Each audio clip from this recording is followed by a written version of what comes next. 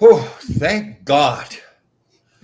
I think people thought that the world was just going to stop spinning because, like, on Tuesday at noon, Ali Krug is supposed to be here on the show, and it's been what, 3 weeks now since you. Yes, it's been way too long.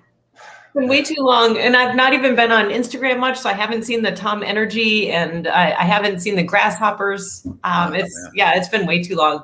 It's been busy though. Yeah, well, you have been busy, right? Yeah. What was it? Yeah. There's something you had to watch last week, right? There was Yes.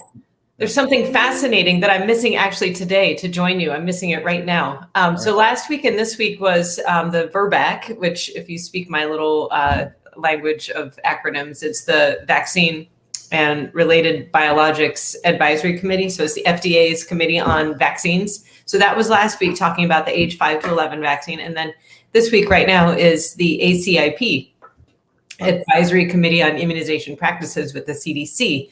So FDA basically said, we're going to give it authorization. We think it's safe. CDC, now you can figure out who you're going to recommend it for. And so that's who's meeting right now. So there's lots of people watching though, and they're going to like thought stream it on Twitter and things. So I'll be able to catch up with it and look at all the slides. So in case people don't know who Ali is, Ali lives down in Virginia Beach. He's a fantastic husband serving in the Navy. Yes. Thank you to him very much for his service. 2 fantastic sons that have gigantic arms from doing lots of pull-ups. And Ali has a company called, that's actually, you do too. You do too. I apologize. Ali has a company called ABC Medical Writing. She's a epidemiologist. She's a lumberjack, hockey mom. She can do workouts out in the parking lot. She can just about do everything. How are you? Lots of parking lot workouts. I think of you every time, and like I always want to take. I wish I had somebody following me just for one of our hockey trips because I'm a horrible videographer. Right. But I have these great clips in my head that I would send to you. I found a slight hill to use because if you do sit-ups on a hill, it's actually harder than just on the flat, right? If you're working against gravity. Yep. And same with push-ups and same with flutters. So I was doing that under a tree, enjoying the blue sky and the pine needles. And then I saw behind me, one of the other hockey moms was like listening to music and like dancing on the curb. So like slowly we're getting some more motion. I like that. That's good. Yeah. No, too much sitting around. Right? Gotta move. Yeah, I think so. We have to be active, right? Oh, that's totally. I went through a period of time there where I didn't have much going on and I just was dragging. My diet got worse. I wasn't working out as well. I've got busier lately. I feel so much better. I'm working out and I'm back into coaching again. Oh, you are? Yes. Young lady who lives in our condominium complex is the head coach of the Greenwich, Connecticut high school women's team. So she asked me to be her assistant coach. So I'm the assistant coach of the women's team. You're the assistant coach. I love it.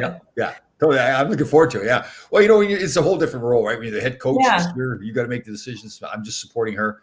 I'm sure she's maybe a little bit worried, like, oh, is this guy going to want to take over the show? And so I made sure I really clear to her. I said, you're the boss. You make the call. Even if I don't agree, I'll back you up 100%. So. I'm sure you don't really actually want to take over the whole show. The head coach job is a lot of work. Yeah, it's a lot of work. Yeah, I told her I probably can only make like 50% of the games and practices. So we're looking for another coach to help out as well. But actually kind of looking forward to it. The girls are fantastic to coach. They're like a sponge. They soak it up.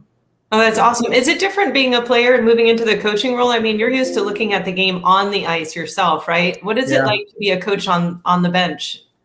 Yeah, I think it's tougher, and I'm not trying to say this to be humble because I'm not humble. But I think it's tougher on like the real star skilled players. So for me, being like I wasn't that skilled. I had to really grind it out and everything. So I can relate better to especially kids that maybe aren't as good of players, and just realize that talent isn't there yet. Doesn't mean we can't get them be more talented and work hard at it. I think for the star players, they're like, why can't this guy do it? It comes so natural to some of the star players. A lot of really good coaches at the NHL level, like Gerard Gallant here in New York, Rod Brindamore in Carolina. There's another guy I was thinking of too in St. Louis. They were really like 3rd, 4th line guys, really gritty guys, end up being fantastic coaches because I think they realize, okay, some guys, they're not going to be able to do certain things and they're going to make mistakes. So it's I love it. I love coaching. The big thing I love is we actually did a clinic today for the New York Rangers, a virtual clinic with the Department of Education with New York City, where they're giving out ball hockey sticks and balls Huh. to these inner city schools. So we did a little clinic online for an hour and a half, kind of teaching them the game a little bit because a lot of them have never been exposed to hockey. So you can make a difference to these kids. You know that. I mean, your kids seem like they get a lot of confidence out of playing hockey. Right? There's something they can't do, then they work at it and they accomplish it. So it's all good. It's a really different game. I mean, I just think in so many ways, you literally walk into a building that is a different environment oftentimes than your outdoor environment. So you literally go through, sort of a mindset shift when you walk onto the ice. It's cold, it's refreshing. Like I really lost track of time. It could be late at night, but I'd always feel refreshed in the rink. It's not like standing around outside, maybe at a soccer field or a baseball diamond, and you watch the sunset and the lights come up. That's different and beautiful in its own way, but it's really, really quite different being in a hockey rink, I think. It is. That is true. You kind of lose track of what time it is because typically there's windows. Some places have windows where you can look out, but usually you don't have. Yeah, you have no idea what's going on outside. Like time just stops, and there you are. Enjoying the game and enjoying the spirit and then it's such a passionate game too. Like I think that can be good. It can also be a challenge for some people. You can get really, really caught up in the emotions of the game and, say and do things you wish you hadn't later. Right. And we see that in some of these New England states a little more than other places. Yeah. Okay. We're talking about hockey. I was on, I can't remember if it was Instagram or Facebook, and a hockey, you could tell there's a bunch of coaches had the kids doing a drill. Oh, man, it was driving me nuts. And I had to write something. I typically don't do this, but they had them doing a drill where they're diving headfirst into the boards in practice. What? Now they're not going full speed, but they're trying to teach them how to do it properly. Like get their hands out in front of them and get their head back. And I'm thinking, okay, I get the point. You want to teach them something, but you don't train for a car wreck, right? I mean, so I had to write. I said, this is a ridiculous drill. And the guy wrote back, I'm assuming it's one of the coaches. He said, listen, it's a one-time thing just to teach them how to do it. And I said, okay, I get it if it's one time, but you've got to have it in a controlled environment. I can just see a bunch of kids thinking it's funny, having fun. The coach is teaching them to go head first in the boards and they're going too fast and hurt themselves. So, I mean, it's really hard, Tom. I think about this all the time because, these are really young kids and, accidents can happen. It's like when you're a pro athlete, you take on some amount of risk and it's your profession, right? Yeah. Like you kind of understand and you're over 18 and you can consent to it. But I really, as we've talked about before, as a mom of really young kids with their entire lives in front of them, I really have a hard time with some of the risks that we consider acceptable in youth sports. And it's not just hockey. Girls actually have a higher rate of concussions than youth hockey players from soccer. Yeah. So, like there's some, just some surprising epidemiology in youth sports that I pay a little bit of attention to. And I don't know. I agree with you. Like that seems like a kind of silly risk to take to train for that. We really need to paint in our rink in Washington State. They painted around the boards bright yellow or bright green. I forget which color they used, but it was right at the top of the boards. And they were like, your eyes should be able to see that. You shouldn't be looking down. You should be looking up. And you should be able to see that. And they also had like stop on the back of it. To just, put an end to that, coming from behind and charging and boarding. So I think it's important. So Allie, you and I are very close. We're friends, right? We never met face to face. It's all been virtual. Now I have some former teammates and here's one of them here making a comment. They're constantly picking on me about my wardrobe. They feel like I wear too many black shirts. Tom doesn't have a wardrobe. We are trying to help him. So this is Larry. Well, actually, this black shirt is a little bit different because there's something weird in yellow that looks like a beat up hockey stick. And I don't hockey stick with the American flag with a hockey stick coming through it. Yes. Okay. So we know there's more than one black shirt. That is questionable sometimes, but yes, there is one. So Larry, we played together here at the New York Rangers. He's taken the title. He's very famous actually in the hockey world, the grumpiest guy that's ever played in the National Hockey League. So. He is famous. My husband knows who he is. I have to watch your show sometime or come on and lurk on your show with Larry. Well, I wouldn't expose. I like you too much. I respect you too much. I would not put you on the Thursday show. I would have fun with it though, but I might be alias.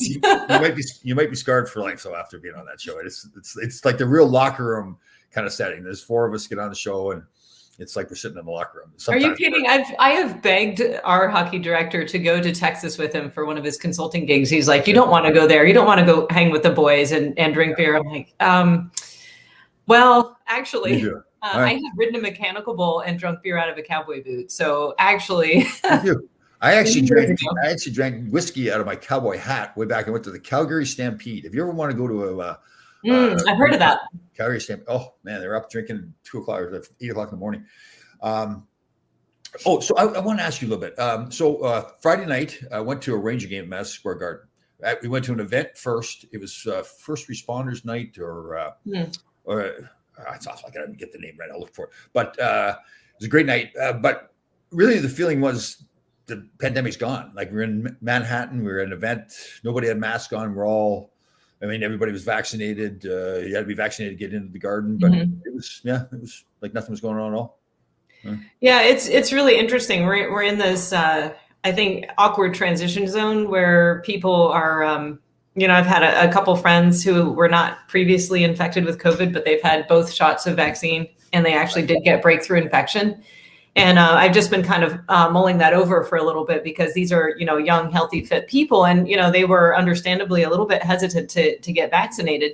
And I'm thinking, what is the benefit for me if I'm really low risk for COVID complications? What is in it for me to be vaccinated other than to comply with mandates and things like that? And then, they get breakthrough infection that is actually, somewhat symptomatic. It's a decent cold, a fever, aches and pains and things like that. So you have to wonder, gosh, would it have been a lot worse if they hadn't been vaccinated? So yeah.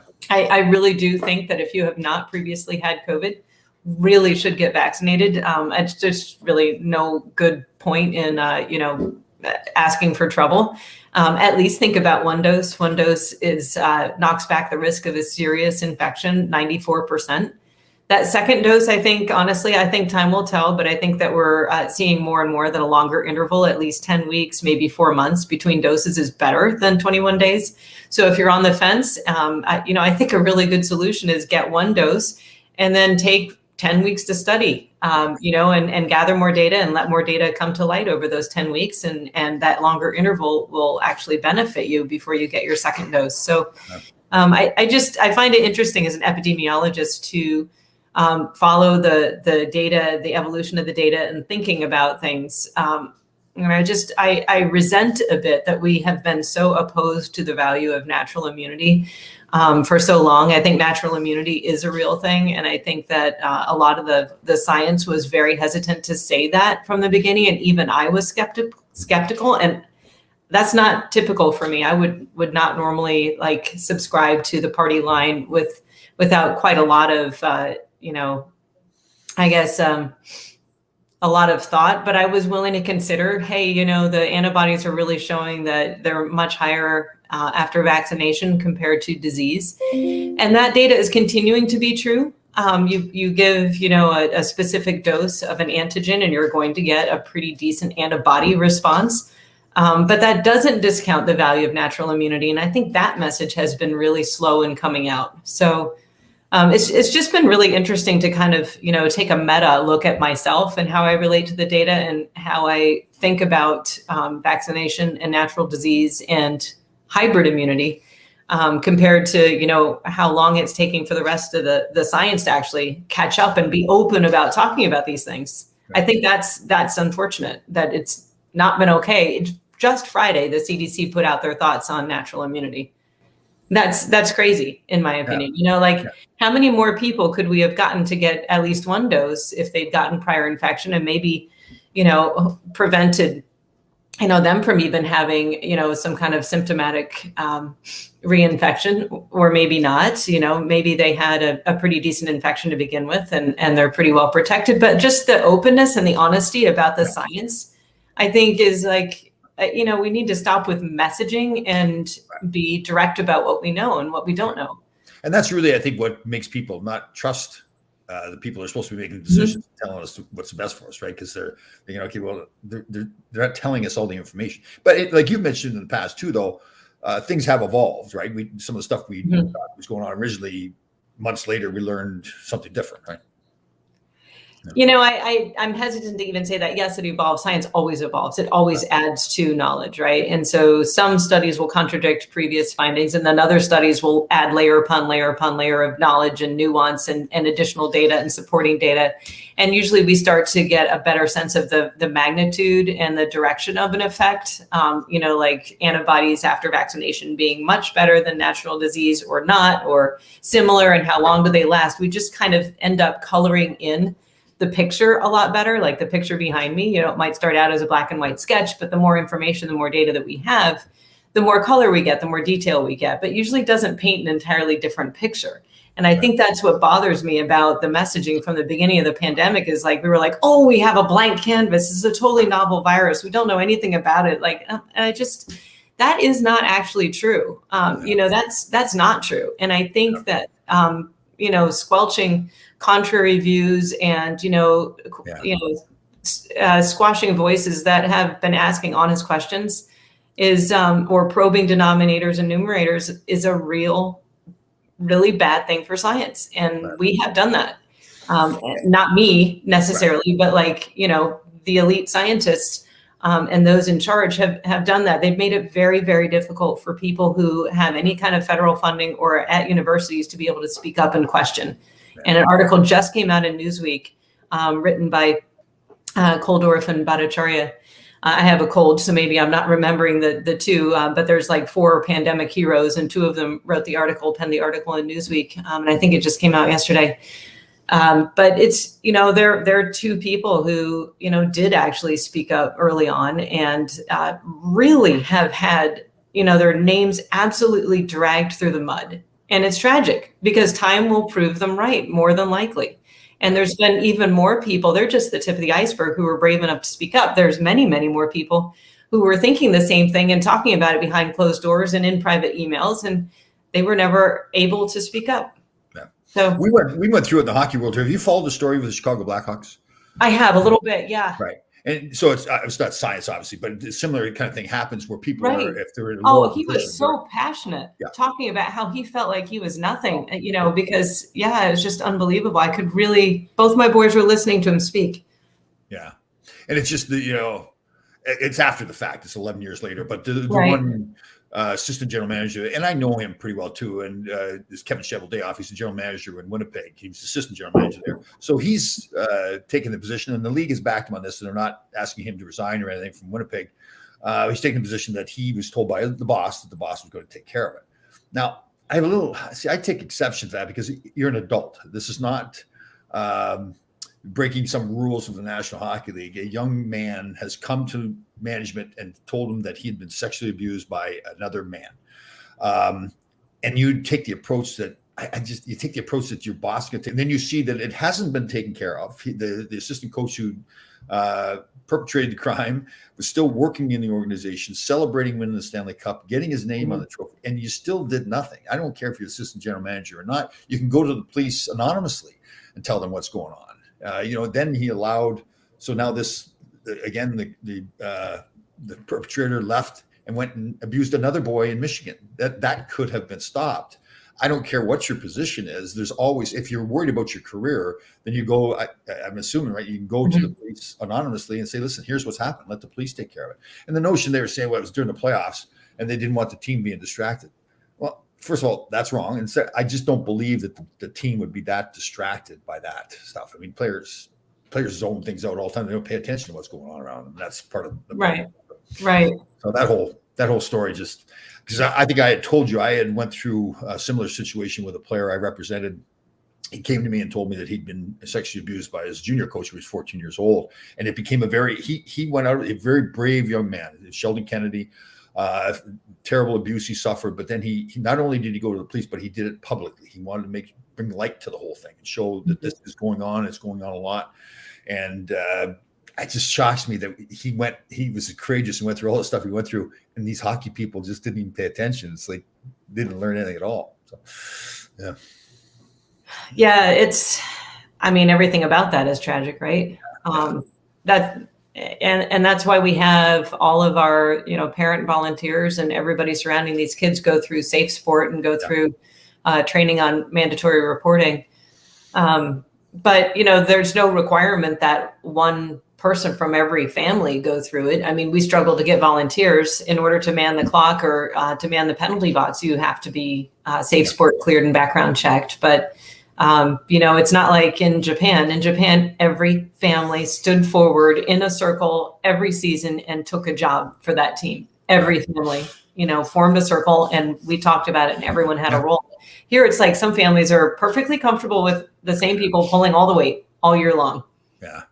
And that I find unfortunate, because if we had more people involved and, certified volunteers and trained in safe sport, who knows, there'd be more eyes on, right? Totally. I think it would stop the perpetrator. Part of the reason the perpetrator gets away with it is because he thinks that child is alone. He doesn't have somebody, he doesn't have a support system.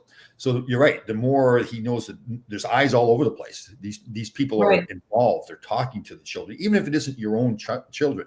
You're looking out for everybody, right? Yeah, when I talk about this, it gets me fired up, because it just to see what it has done to kids like the Sheldon Kennedy. Again, I didn't represent him when he was playing junior. He came to me about a week before he was going to come public with the allegations of abuse, and to go through that, to see he was a fantastic young guy. He's apparently, somebody saw him on TV the other day. He's gotten help, really cleaned his life up, and he speaks very well now. He's a whole different person than when I met him. So wow, that's amazing. I'm so happy to hear that. There's so many people who are like, not to make light of what you were just talking about, but talking about other traumas and anguishes that people have gone through because of the pandemic, and things that we won't know about because kids were, home and not in school where there's eyes on. That's another one of the tragedies of closing schools and shutting down youth sports, is that, a lot of kids did not have the outlets and the other, kind of sentinel observers out there able to identify stuff like this. So it's sad. I mean, we've been talking about, sports as being a place where abuse can happen, but it can also happen in the home, and sports can be a place of safety and refuge, where this kind of thing can be noticed and acted upon. And we've shut that down because of the concerns about transmission. So it's just been a really, really challenging time to be. So here's this. I didn't know this, but Joseph, one of our listeners, is reporting this. California wants to get rid of mandatory reporting in schools, as reported by the New York Post. Too traumatizing to the victim, they say. That's really interesting.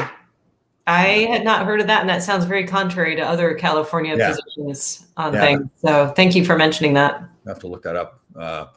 I mean, I have had many discussions with people that, there has been cases. There's this Tawana Brawley, I think it was years ago, who made allegations against men that she was raped, and it became a very public. Al Sharpton was a part of it, became very public, and it was found out later on that it was not true at all.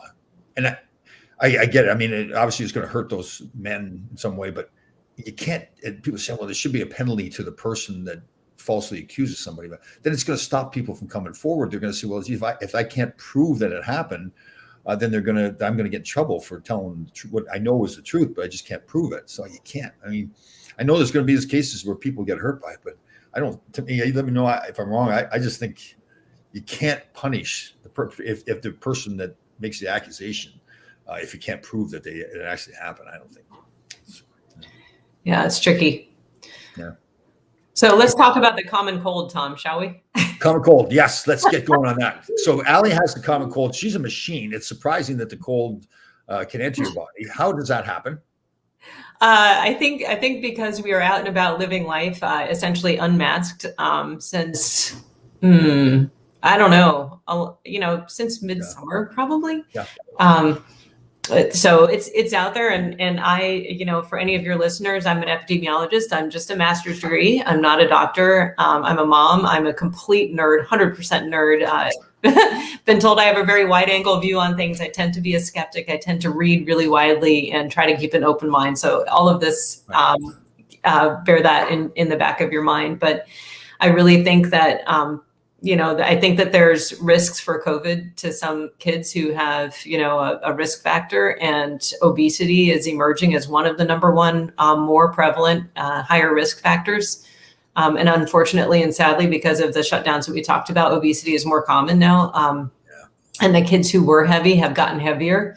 And that's so understandable. I mean, you start out a little heavy and then you reduce your activities and you start to get depressed and, you're locked away at home. You don't have maybe the same kinds of foods available to you at home you might have had at school. You might have been forced to eat carrots at school, whereas at home you weren't forced to, that kind of thing.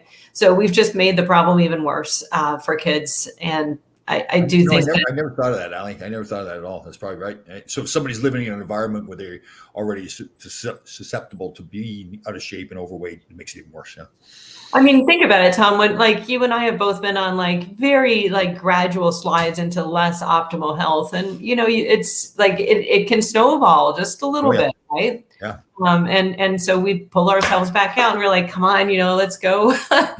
You don't have to eat that tiny mini Snickers. You can put it down. You really can before you unwrap it. I have to tell myself that. You at my house on Halloween? I must admit, I hadn't had candy in a long time. Me neither. I was like, oh, Twix. I actually really like Twix. Now I understand the problem. Totally.